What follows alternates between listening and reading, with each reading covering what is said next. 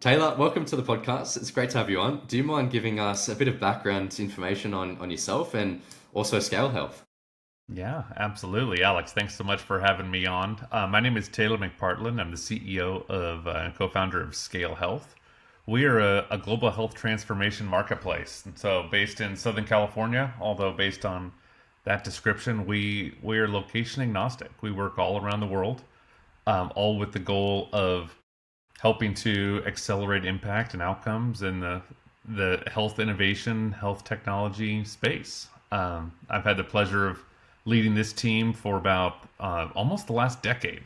Actually, I just according to LinkedIn just told me that I just had my 9-year anniversary, which was a little bit shocking, but uh, I've loved every minute of it. It's an amazing group of people that I have the opportunity to work with, and prior to that, I've really spent my entire career in the entrepreneurial startup space on the accelerator side as a founder, extensive advising, yeah, mentoring experience as well. And so, that's a bit of my background. What I particularly love is working with thought leaders, working with innovators, working with people that are trying to tackle the biggest, most challenging problems and do it in new cutting edge ways. So um, hopefully we'll be able to get into a little bit of that today.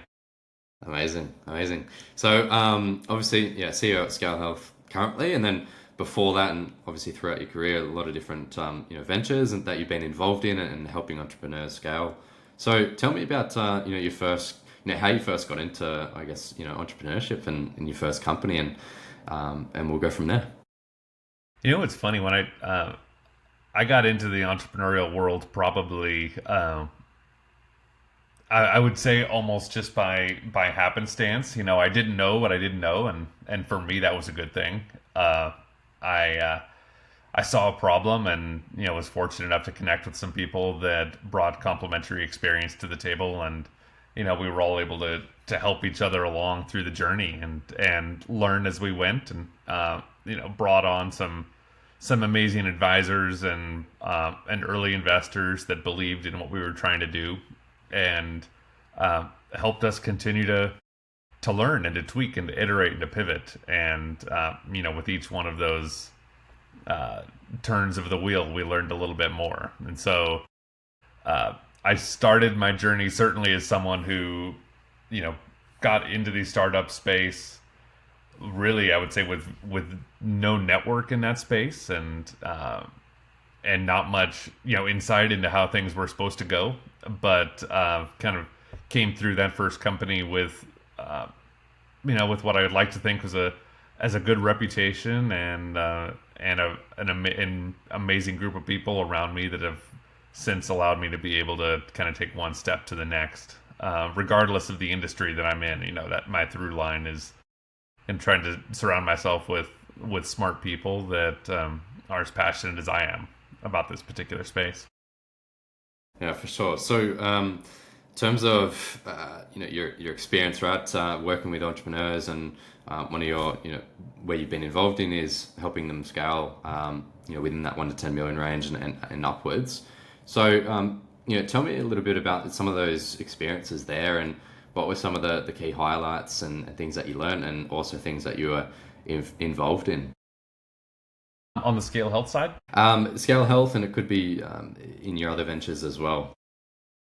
Yeah. I think our journey with Scale Health has been a really interesting one, because we launched the company in 2016, 2017, and those earlier years we were very geographically focused. We had essentially an incubation space in West LA that was really our home, and it had a tremendous amount of gravitational pull for the Southern California health tech, healthcare innovators and entrepreneurs. And so we really created a family unit there. And I think during that phase of our growth, what I remember most and what I loved most was the relationship that we were able to build with those founders that were tackling healthcare and wellness in so many different unique ways, but we're able to all have this common thread of them being a part of what we were creating at Scale Health. And we created this very tight bond as a group.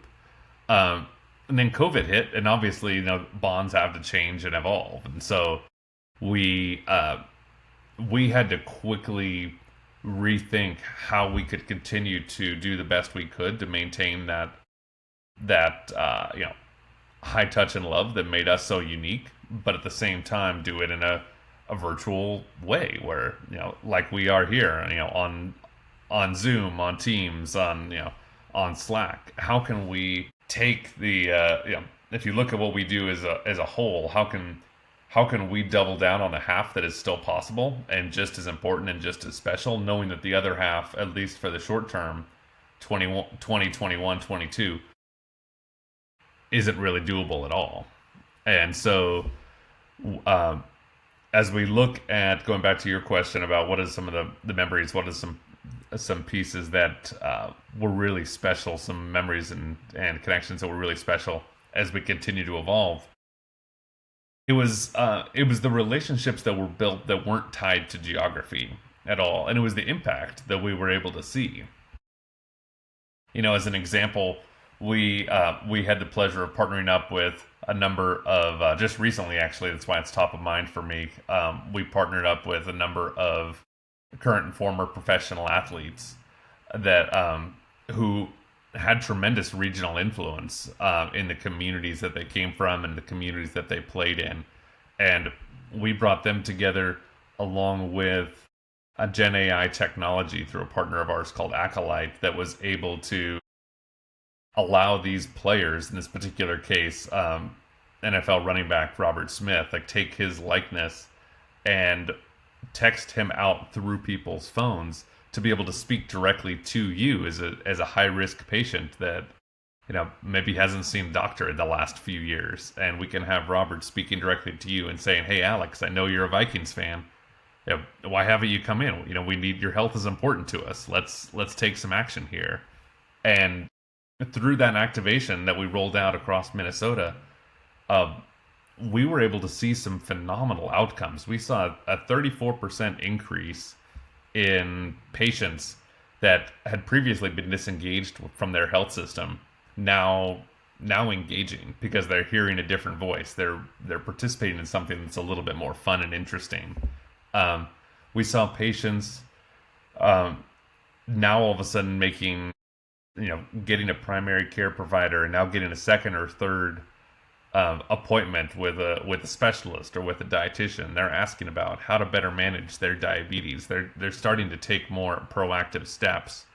And kind of going back to the root of your question, what is that through line between our community that we had created in Southern California and these rural communities that we were now supporting through this initiative in rural Minnesota?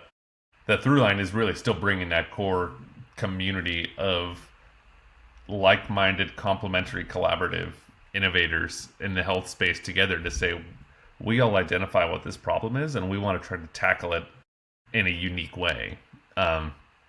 And so in that particular case, that was how we went about it, but it's certainly not agnostic to that. We've had the pleasure of working with entrepreneurs in Australia, in the UK, all across Europe, all across Southeast Asia. So we've seen the community grow pretty quickly, and that's been very special as well. Yeah, amazing. It's super interesting approach there to get them more engaged with the health system. A lot of people probably wouldn't have thought that would be a good option, but you obviously pulled that off. So in terms of ScaleHealth, in a simple sense, what does ScaleHealth do, and how does it help both the health tech organizations that are involved and then also the end healthcare organization? Yeah, great question. So we refer to ourselves as a marketplace, and so we are. There's two sides to that, just by definition. So on the startup side, or the quote unquote buyer, or quote unquote the seller side, the vendor side, it's free for those startups, those entrepreneurs to join the ScaleHealth platform. We are agnostic to how big they are. If they're idea on the back of a napkin, or if they're a publicly traded company. We also, we're agnostic to their location. We're agnostic to how they define healthcare or health tech or wellness. But at our core, that's what we want to see. We want to make sure they're doing some type of innovative activity to be able to improve the health of their populations, their local population or the global population.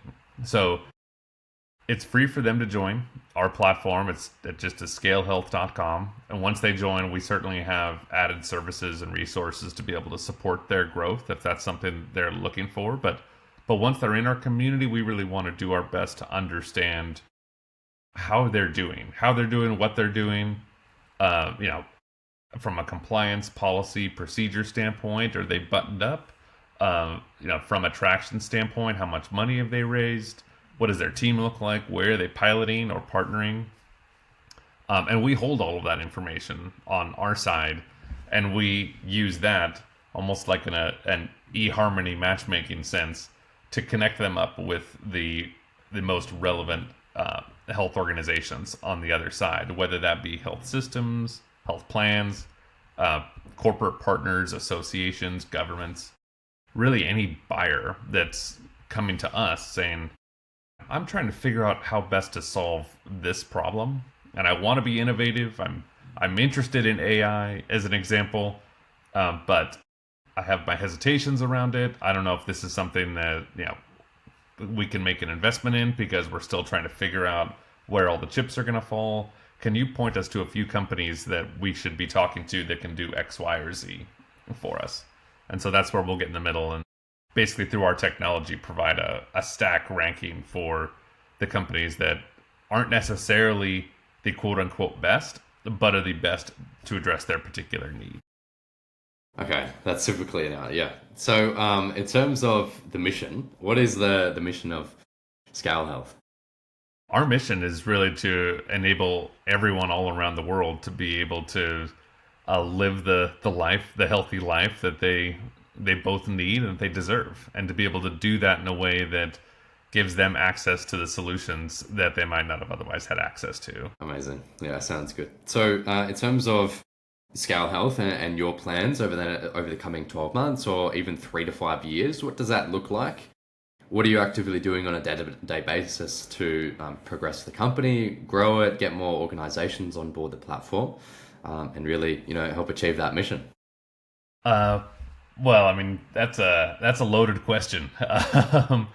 As you know, there's a lot going on in the U.S. right now from a healthcare standpoint, and so I think our short-term plans are really trying to look at the tea leaves and really understand how we can both shore up our organization from a business standpoint to make sure that we are able to continue to grow regardless of what's happening in Washington, and then at the same time, look at how we can continue to drive our mission that we feel is at the core of why we started the company and is at the core of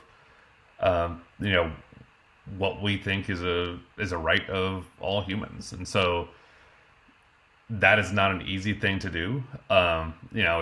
It's easier when there are fewer headwinds, but we need to continue to figure out the best way to be able to drive that mission and protect our team and grow our team, and do right by our stakeholders all at the same time. So that's kind of what our short-term plans look like. I know it's an ambiguous answer, but it's definitely an interesting time here. As there's a lot of shifting going on day to day in the health system for not only for us but for the industry at large, where funding is moving, how it's moving, and whatnot.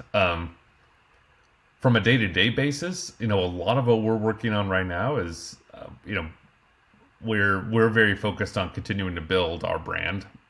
We do that. We have very little traditional marketing dollars that we put towards our companies. We've been very fortunate to be able to grow almost exclusively on word of mouth and on relationships. And so a lot of what I do is cultivating those relationships and catching up with people and, going to conferences, going to meetings, being in the small rooms of thought leaders and decision makers that are struggling and with and trying to wrap their heads around, you know, these shifting sands that I mentioned. And so it's trying to be a part of those conversations and just look for ways to where we can be the most supportive at the top of the funnel, and then as we move, you know, down the funnel, it's looking at what does that look like tactically from a scale health standpoint, and you know, if there is an opportunity for us to provide value to a health organization or to a startup or a cluster of startups, how can we best do that in a way that benefits everybody? Yeah, totally. Okay, so in terms of the sales and marketing element, not a whole lot of dollars in traditional, or not a whole lot of dollars outside of word of mouth and going to conferences. So they've obviously been quite effective. Is there anything else that you've tried or are currently doing to get in contact with and get more organizations on board? Yeah, I mean, I think for me, what I would say has worked very well for us. You know, there are a few conferences over the course of the year within the U.S. that where we do have a larger presence. HLTH conference that happens once a year, the Vive conference. Those are kind of our larger, yeah, where we really put up a bigger billboard and where we might have, you know, the speaking time or have a larger floor plan for Scale Health.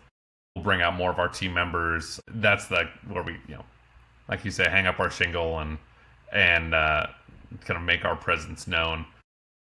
Those are definitely valuable from a brand building standpoint.